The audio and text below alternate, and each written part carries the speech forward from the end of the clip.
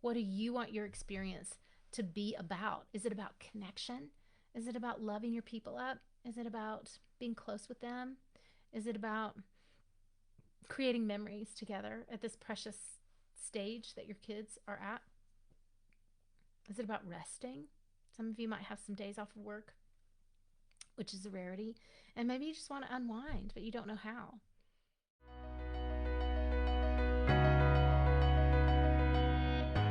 So, what we're going to talk about today is how do you create a low stress holiday that's a break? Maybe a break from work for you, or your kids are having a break from school. Anyways, it's a really ripe opportunity for connection. It's a ripe opportunity for you to have some downtime.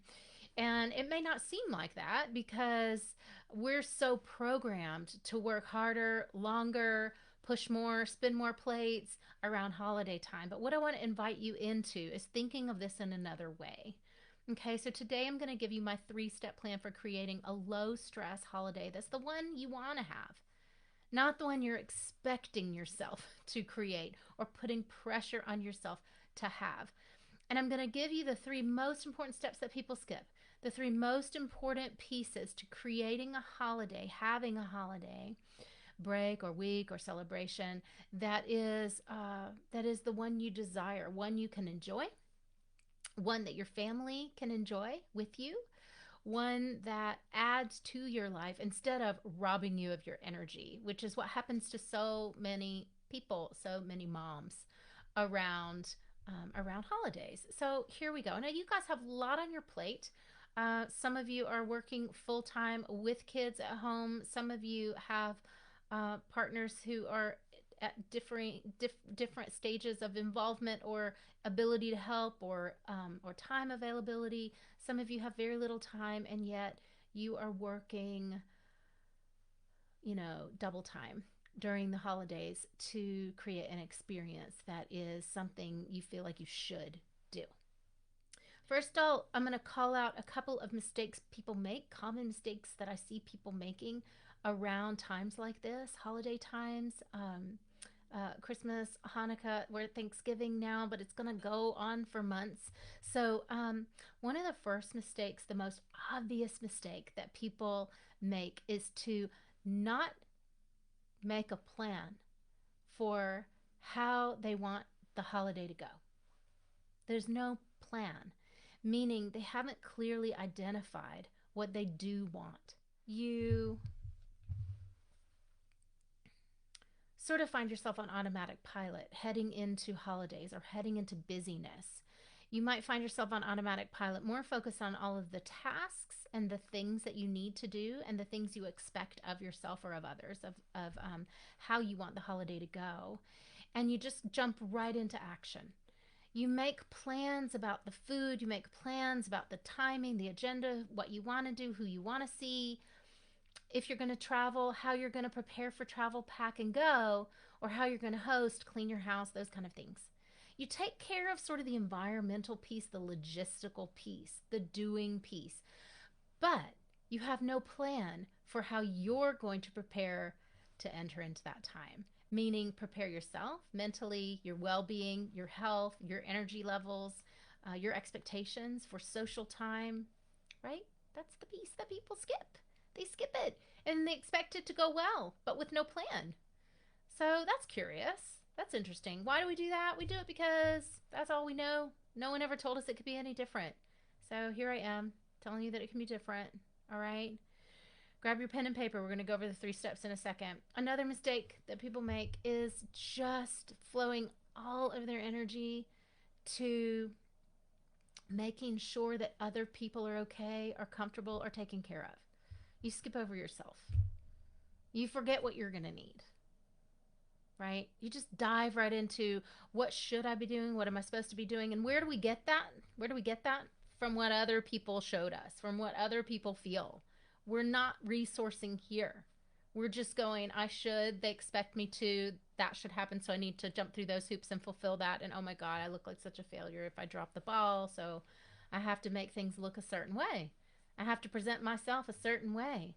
Some of you are really hard on yourselves about that. You do feel that you need to show up having all the boxes checked and appearing as if your life is perfect, appearing as if your children are perfect, or that you are the perfect mother, always calm, always organized, never flailing.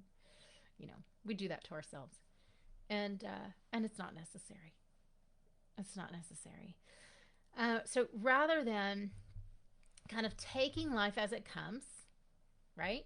Just kind of going with the flow, doing it the way you've always done it, rather than worrying about the holiday going badly like it's gone badly in the past, rather than spending time focusing on what you hope it's not going to go like. Oh my God, I hope that that relative is not going to say those things that she says. Oh, I can't stand that. I don't know how to respond. I know I'm going to blow it. Oh, I can't stand being around my mom or dad and their negativity. Or, oh my God. So you're flowing attention, you're flowing energy to the things that you expect might be difficult because based on past experience, right? So rather than flowing energy and attention to what you don't want, or to past experience, or to, and then just kind of hoping for the best. We do that a lot. We're either doing it that way. I hope it doesn't go like that, but I'm going to fingers crossed, hope for the best. I don't have a plan, but I'm hoping that I can keep it together. Or you are feeling so anxious about it that you're trying to micromanage every detail, just really exhausting yourself through doing energy to try to not focus on how anxiety provoking that thing is or person is, or this whole holiday break is, or I don't know how to relax, so I don't want to really think about how to have to connect with my kids because it's overwhelming. I don't know how to do that. I better just focus on creating a perfect whatever feast or whatever, instead of leaving yourself open and available for someone else with stronger energy than you, or with a plan when you don't have one, to take you over, to hijack your energy. Instead of doing that, leaving yourself available to be hijacked, which isn't a fun experience at all and leaves you exhausted, if not an emotional mess. How about create your own? Create your own plan. Create your own energy. Create your own outcome. Step one, ready? Step one, get clear on the experience that you want to have. Get clear on the experience you choose for you. What is your outcome? And if you've so around a holiday is a great time to practice this. Ask yourself, what is the experience that I most want to have? And then wait for it. Go quiet. And if you catch your monkey mind designing all the ways that you want everyone else to feel, I want the food to look like this so that people think I'm great. I want for everyone to be happy. I don't want to upset that person. I don't want to F this up or screw that up. Okay, that's part of it. That can be part of it. That can be part of your outcome. But what do you want to feel for you, you guys? What do you want your experience to be about? Is it about connection? Is it about loving your people up? Is it about being close with them? Is it about creating memories together at this precious stage that your kids are at? Is it about resting? Some of you might have some days off of work, which is a rarity. And maybe you just want to unwind, but you don't know how. Maybe you want to relax. Maybe you've never known how to relax, and so your outcome is more like, no conflict, a conflict-free holiday. No fighting with your partner. No blow-ups. Maybe you'd like to feel at ease, like you know you have it all together. Okay, decide your outcome, step one. Step two, decide who you'll need to be in order to have that experience. Who are you going to need to be? Now, easier said than done, right? But you're going to need to give this one some time to breathe. Who am I going to need to be in order to feel at ease? In order to trust that everything is just enough, everything is okay. Who will I need to be? Okay. So how am I going to show up? That drives the question of how am I going to show up? So now we're talking about getting clear on your outcome and preparing yourself to have it. So how do I need to show up to be a person who's in ease? How do I need to show up to create or allow for loving connection? Maybe it's that you need to write everything down that you're actually expecting of yourself and go, what's realistic? I I can't show up expecting for all these things to be perfect or in place. I can't ask this much of myself. I need help.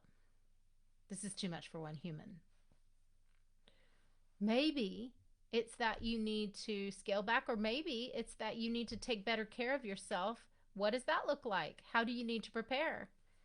I like to take salt baths and do less. I like to slow down. I like to have silence. I like to meditate and journal. I like to get clear on my outcomes. I like to ask my husband for ways to the support that I need and see how we can work together. I like to block time out for my kids. I like to step away from work.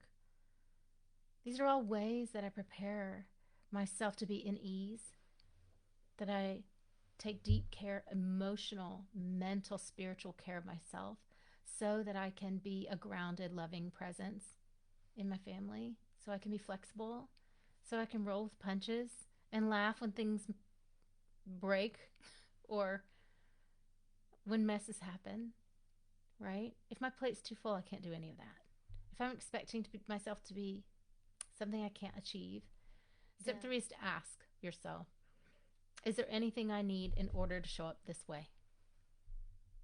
So I just gave you a lot of ways, a lot of things that I do personally. So what is there anything I need in order to show up this way? In order to show up relaxed, in order to show up with a perspective that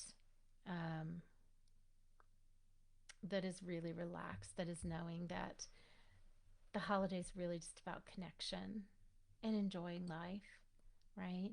So is there anything I'm going to need in order to show up that way, relaxed? So what we're doing here is bringing to consciousness your desires. We're naming those desires, we're acknowledging them, and we're naming the outcome so that you can line up with it. It's like shooting an arrow at the bullseye. If you're just out there with your bow and arrow, just trying to hit anything that's any tree, any cloud, like, but you have no target in mind, then how will you know how to feel satisfied? Sometimes it's just the act of shooting the arrow is satisfying, but often it helps if we know what we're aiming at and we can build our skill set to then fill in that gap.